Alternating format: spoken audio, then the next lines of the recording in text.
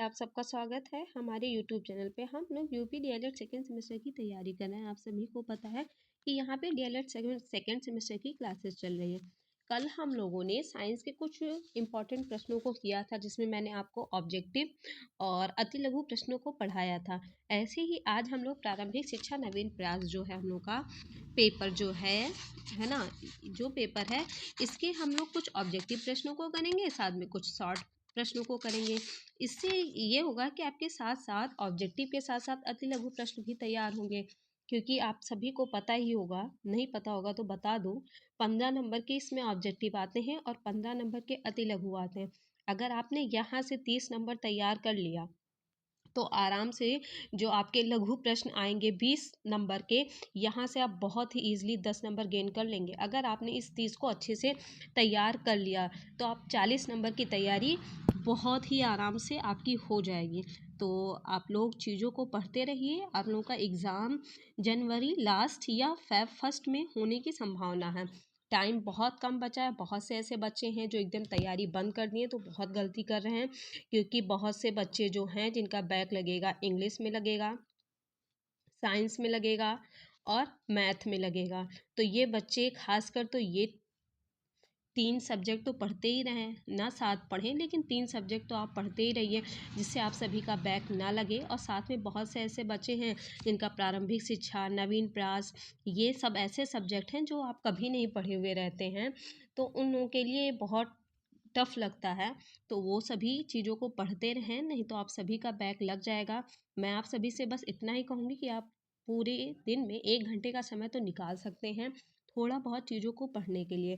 अगर आप 1 घंटे का भी समय निकालते हैं और 10-10 मिनट अगर 6 सब्जेक्ट को भी आप टाइम देते हैं तो बहुत अच्छे से आप चीज़ें पढ़ भी लेंगे, क्योंकि अभी से अगर 10-10 मिनट हर सब्जेक्ट को दिया जा रहा है तो 1 महीने में चीज़ें आपको बहुत ही बेहतर तैयार हो जाएगी। और साथ में आप प्रीवियस ईयर प्रश्न पत्रों को आप जितना पढ़ सकते हैं पढ़िए, क्योंकि ज़्यादातर क्वेश्चन प्रीवियस ईयर प्रश्न पत्र से आता है। इस बात को आप लोग गांठ बांध लीजिए। नहीं विश्वास है तो आप लोग प्रीवियस ईयर प्रश्न पत्र देखिए और चीज़ों को थोड़ा खुद से समझने की कोशिश करिए। स्टार्ट करती हूँ अपने फर्स्ट क्वेश्चन से। साथ में ही अगर आप लोग चैनल पे नए हैं तो प्लीज़ चैनल को सब्सक्राइब, वीडियो को लाइक करें और शेयर भी करें। बेल आइकन दबा लीजिए, जिससे आप लोगों को क्लासेस की नोटिफिकेशन मिल जाया करें। और हमारे टेलीग्राम चैनल से जुड़ जाइए, क्योंकि जो ये क्लासेस होती है तो आप लोगों को इसकी पीडीएफ मिल जाती है वहाँ पे। तो पीडीएफ अगर चाहिए तो आप सभी अपने क्लास को कंटिन्यू करिए, देखिए और हमारे टेलीग्राम से जुड़िए, वहाँ पे आप सभी को पीडीएफ मिल जाएगी। फर्स्ट क्वेश्चन हम लोगों का जो है कह रहा है कि कलकत्ता में मदरसा की स्थापना किसने की। कलकत्ता में मदरसा की स्थापना किसने की। और साथ में बता दूं कि मैं सन 2023 के प्रश्नों को करा रही हूँ, सन 2023 के प्रश्नों को करा रही हूँ। तो ऐसा नहीं है कि चीज़ें फालतू है, कुछ भी मैं फालतू नहीं करा रही हूँ। जो भी करा रही हूँ वो इम्पॉर्टेंट ही है, और कुछ भी पढ़ाई के मामले में फालतू तो होता ही नहीं। जितना चीज़ें आप पढ़ेंगे कभी ना कभी कुछ चीज़ें काम आएंगी ज़रूर। सॉरी। क्या है फर्स्ट क्वेश्चन कि कलकत्ता में मदरसा की स्थापना किसने की थी। अगर बात करें कि कलकत्ता में मदरसा की स्थापना किसने की, तो इसको किया था वॉरेन हेस्टिंग ने। किसने किया? वॉरेन हेस्टिंग ने किया। नेक्स्ट क्वेश्चन देखते हैं हम लोग। किसे राष्ट्रीय शिक्षा आयोग भी कहते हैं। किसे राष्ट्रीय शिक्षा आयोग भी कहते हैं? तो जो ये आपके कोठारी आयोग हैं, इन्हें हम लोग राष्ट्रीय शिक्षा आयोग भी कहते हैं। ये आपके एग्ज़ाम के लिए बहुत इम्पॉर्टेंट हैं, कोठारी आयोग, इनको तैयार रखिएगा अपने एग्ज़ाम में। भारतीय शिक्षा आयोग का गठन किया गया था। भारतीय शिक्षा आयोग का गठन कब किया गया? तो ये 1882 ईस्वी में किया गया था। कुछ इसके इम्पॉर्टेंट क्वेश्चन है, मैं बार बार बताती हूँ कि आता है, तो उन चीज़ों को आप तैयार रखिए, क्योंकि आप सभी के लिए बहुत इम्पॉर्टेंट है वो question. Next, fort William college की स्थापना किसने की। फोर्ट विलियम जो कॉलेज है उसकी स्थापना लॉर्ड वेलाज़ली ने की थी। मैंने बताया है, जितनी बार भी मैंने आप सबको पढ़ाया है, मैंने बार बार इस क्वेश्चन के बारे में बात जरूर किया है। मैं प्रारंभिक शिक्षा पढ़ा रही हूँ, वर्तमान भारतीय समाज पढ़ाऊँ या नवीन प्रयास पढ़ाऊँ, जितनी बार पढ़ाया मैंने कुछ क्वेश्चन आप सभी को बताया कि ये आपके एग्ज़ाम के लिए इम्पॉर्टेंट है। निस्पंदन का सिद्धांत, निस्पंदन ही है ये, निस्यंदन लिखा हुआ है। निस्पंदन का सिद्धांत के प्रतिपादक कौन है? कौन है? लॉर्ड मैकाले हैं। कौन है? लॉर्ड मैकाले हैं। आप सभी को ये चीज़ें पता होगा।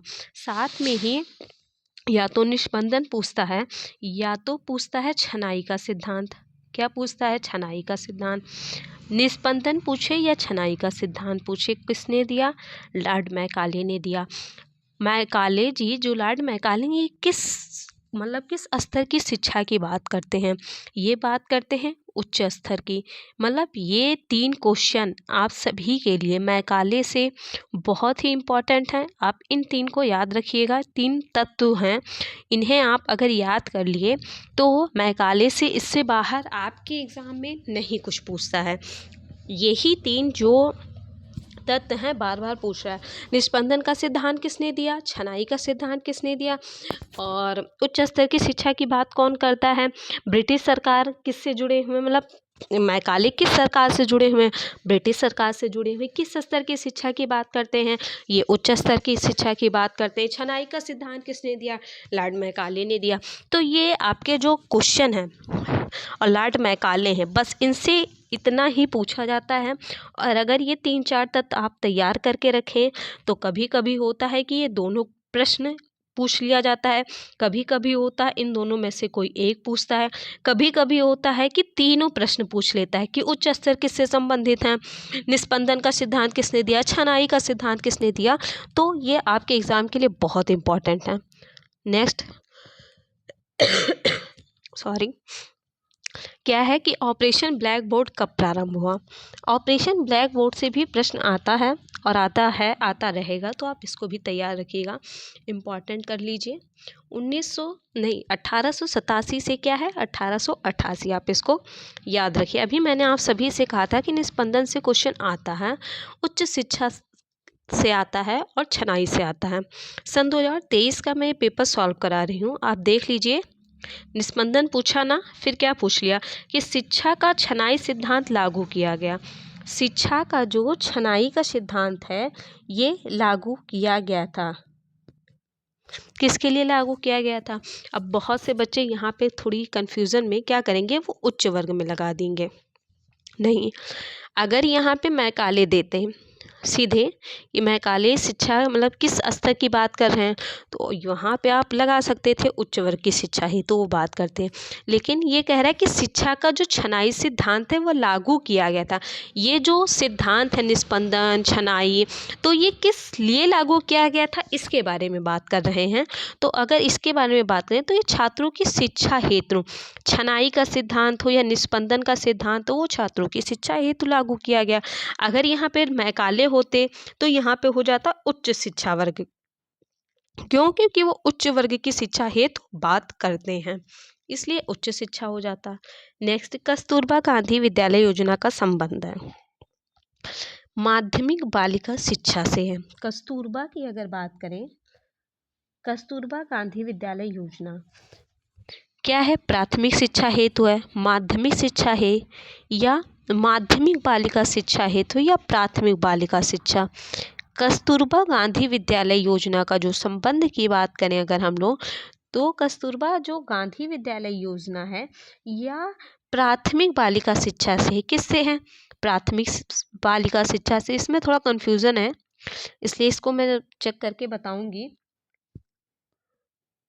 क्या है? प्राथमिक बालिका शिक्षा से है। अभी हम लोग मान लेते हैं क्योंकि हम लोग एज ए बीटी से जो होता है वो प्राइमरी लेवल की बात हो रही है, तो यहाँ पे इसलिए इसको मान ले रहे हैं अभी कि प्राथमिक बालिका शिक्षा हेतु। नेक्स्ट, भारतीय विद्यालय अधिनियम किस वर्ष पारित किया गया था? जो भारतीय विश्वविद्यालय अधिनियम है किस वर्ष पारित किया गया? तो ये 1904 में पारित किया गया। नेक्स्ट, कलकत्ता एवं बम्बई विश्वविद्यालय की स्थापना का आदर्श किसे बनाया गया? सॉरी, तो इसको लंदन विश्वविद्यालय को बनाया गया था।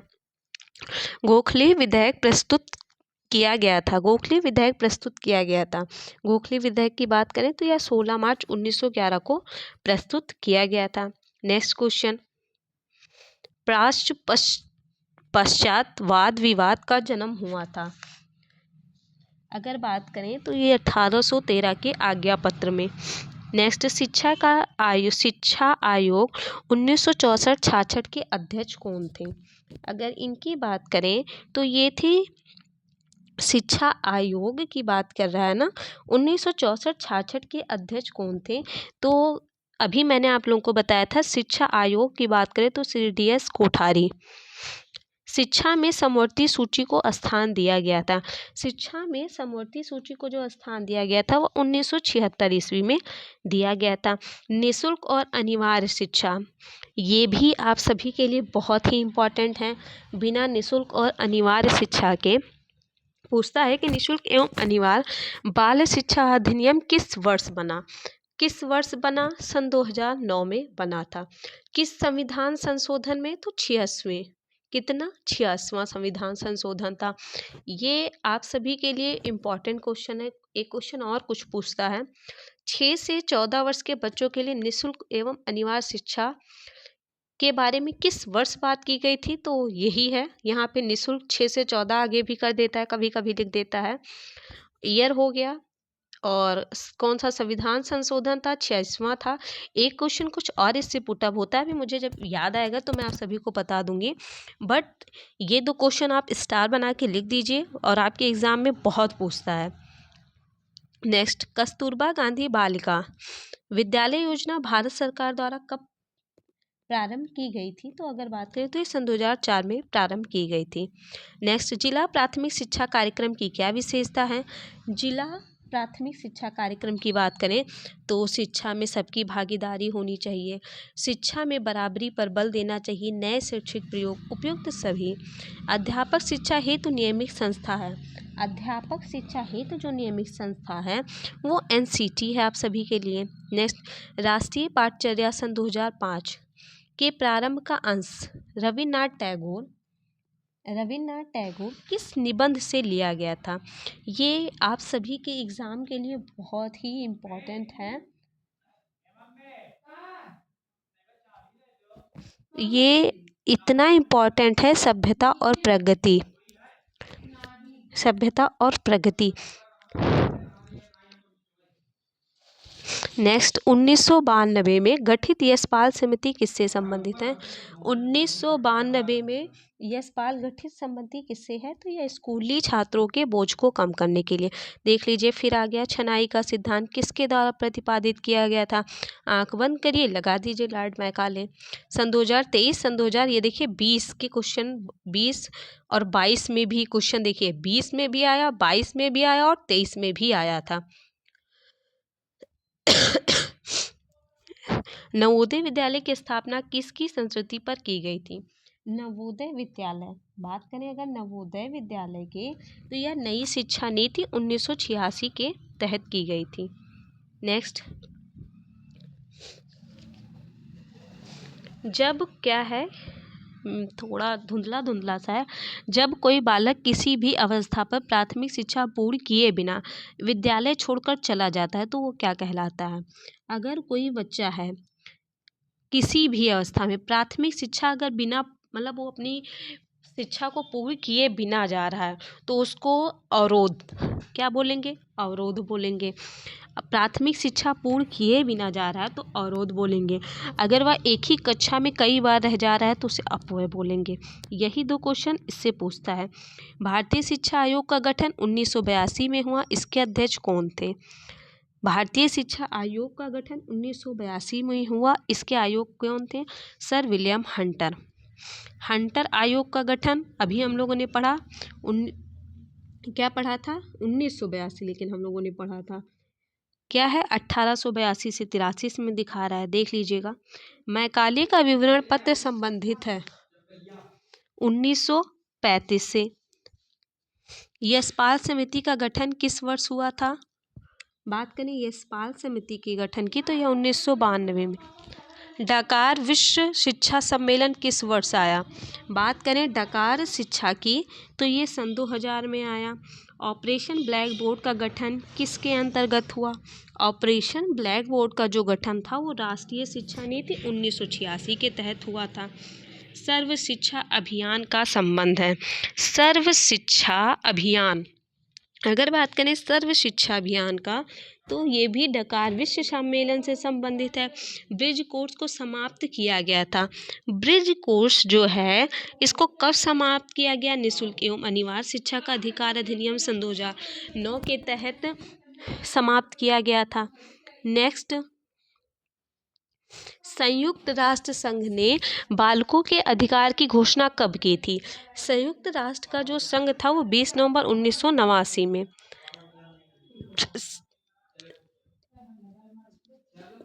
संयुक्त राष्ट्र संघ ने बालकों के अधिकार की घोषणा 20 नवंबर 1989 में की थी। इसको भारत ने कब अंगीकृत किया था? अगर बात करें तो 11 दिसंबर 1992 में।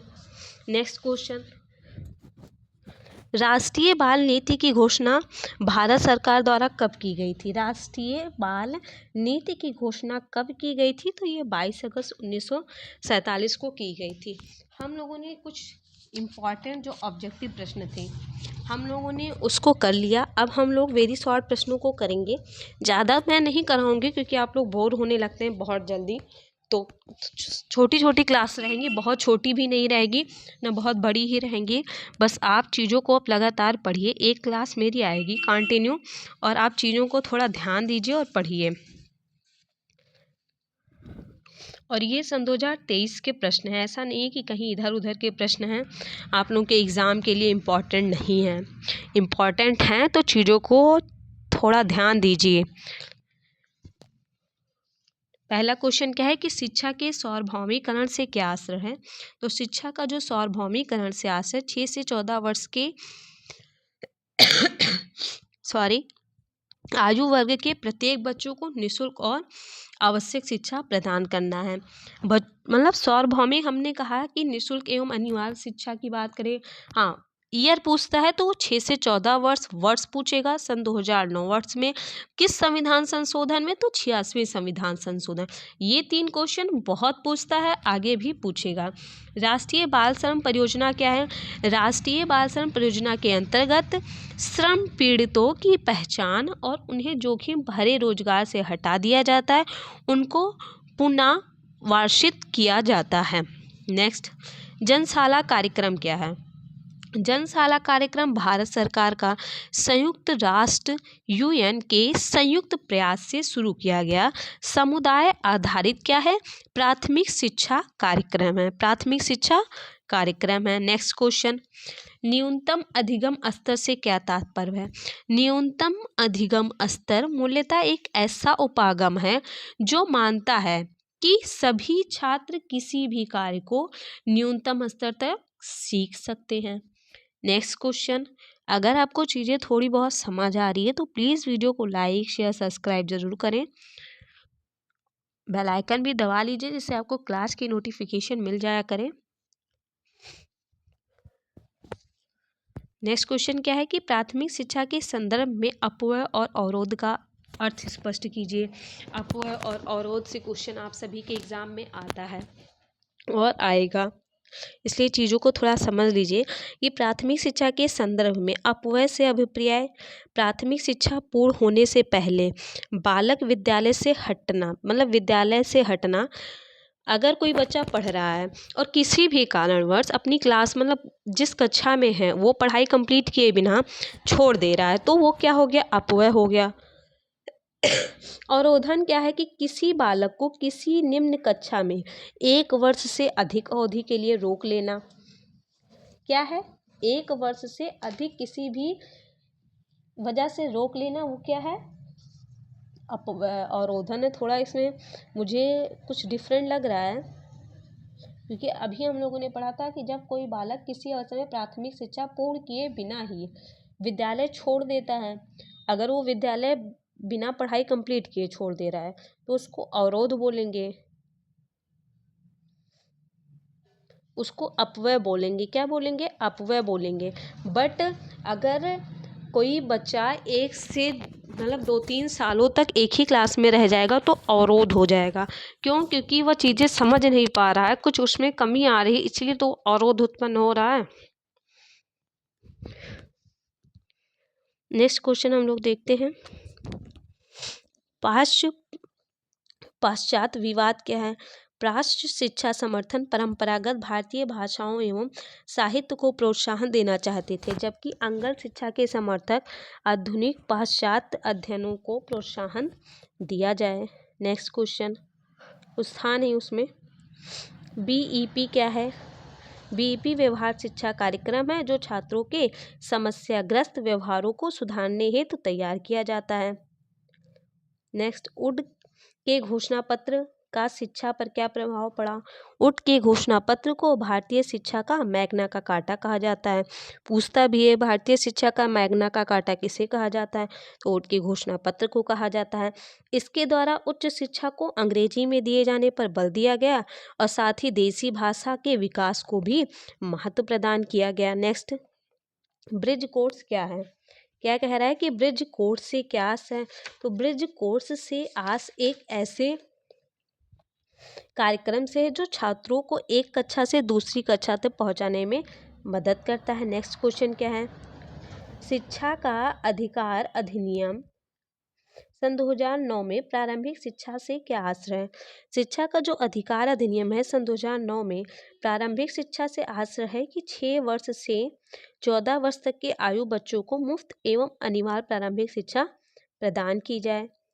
नेक्स्ट, शिक्षा में छनाई या निस्पंदन सिद्धांत से क्या आशय है।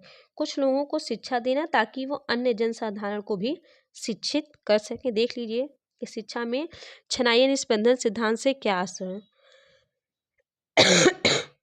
सॉरी। नेक्स्ट, कोठारी आयोग की नियुक्ति का मुख्य उद्देश्य शिक्षा के राष्ट्रीय स्वरूप व शिक्षा के समस्त स्तरों के संबंध में सिद्धांत व नीतियां बनाना। देख लीजिए कि सन 2022-23 मतलब कितना इम्पोर्टेंट क्वेश्चन है जो मैं आप सभी को करा रही हूँ। चीज़ें पढ़ते रहिए, फर्जी कुछ भी नहीं है। अगर आप थोड़ा सा भी अपना ध्यान देंगे, चीज़ों को समझेंगे, तो आप बहुत ही अच्छे नंबर से पास होंगे। जिन बच्चों का इस बार 86% बना है वो 86 से 96% कर सकते हैं। ऐसा नहीं है कि नहीं कर सकते हैं, अभी बहुत देर नहीं हुआ है। एक ही सेमेस्टर का आप सभी का एग्ज़ाम हुआ है, अभी सेकेंड सेमेस्टर आप लोगों का नहीं हुआ है। तो अगर यहाँ आपका परसेंटेज डाउन हुआ है तो आप इसको यहाँ अप कर सकते हैं। अगर आपने यहाँ इसको बूस्ट कर लिया तो ये आगे बूस्ट होता जाएगा। बट अगर ये 86 है, अगर आपने मेहनत नहीं किया तो ये 84 हो जाएगा।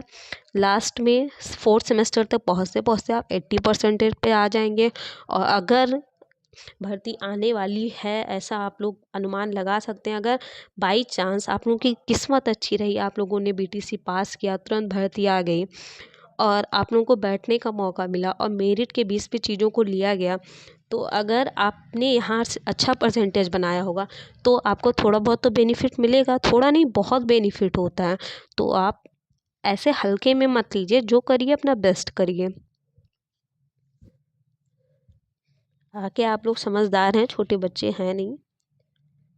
मेरा क्वेश्चन क्या था कि प्री मोस्ट कार्यक्रम का पूरा नाम लिखिए। सेवारत अध्यापकों का विस्तृत अभिन्यास कार्यक्रम, program of maths orientation of school teacher. Next question, विद्यालय उन्मुख कार्यक्रम का क्या तात्पर्य है। विद्यालय उन्मुख कार्यक्रम का अर्थ है कि विद्यालय की ओर उन्मुख करने वाला कार्यक्रम, अर्थात वह कार्यक्रम जिसके द्वारा बच्चा विद्यालय के प्रति क्या हो, आकर्षित हो। नेक्स्ट क्वेश्चन, ग्राम शिक्षा समिति का सचिव कौन होता है, तो ये प्रधानाध्यापक होता है। BRC का पूरा नाम ब्लॉक संसाधन केंद्र। डाइट का पूरा नाम क्या होता है, जिला शिक्षा प्रशिक्षण संस्थान। NEPRC का पूरा नाम न्याय पंचायत संसाधन केंद्र। आज इतना ही था। आई होप कि आप सभी को पसंद आया होगा, और अगर पसंद आया है तो प्लीज़ वीडियो को लाइक करें, शेयर करें और सब्सक्राइब करें और बेल आइकन दबा लीजिए जिससे आपको नोटिफिकेशन मिल जाए समय से। और प्लीज़ अब क्लास को कंटिन्यू कर दीजिए पढ़ना, क्योंकि तैयारी अगर आप लोगों ने अभी से नहीं की तो बाद में आप सभी को खुद ही दिक्कत होगा, क्योंकि एक दिन में 2 से 3 एग्ज़ाम होते हैं। एग्ज़ाम टाइम में आप लोगों को मौका नहीं मिलता है पढ़ने का, यह आप सभी जानते होंगे। आप लोग फर्स्ट सेमेस्टर दे के आए हैं। तो अगर 7 पेपर हैं तो 7 में से 4 पेपर तो आप अभी तैयारी कर लीजिए, 3 पेपर आप रख लीजिए 10 दिन में पढ़ने के लिए, क्योंकि बहुत से ऐसे बच्चे रहते हैं कि मैं एग्ज़ाम के तो 10 दिन पहले ही पढ़ूंगा। तो हाँ, 3 पेपर रख लीजिए, 10 दिन पहले पढ़िएगा, लेकिन 4 पेपर मैथ 10 दिन में नहीं तैयार हो सकता है। साइंस पढ़िए, इंग्लिश पढ़िए, जिन बच्चों का वीक है, तो जो सब्जेक्ट आपका वीक है वो तो पढ़िए। धन्यवाद, मिलती हूँ आप सभी से नेक्स्ट वीडियो में।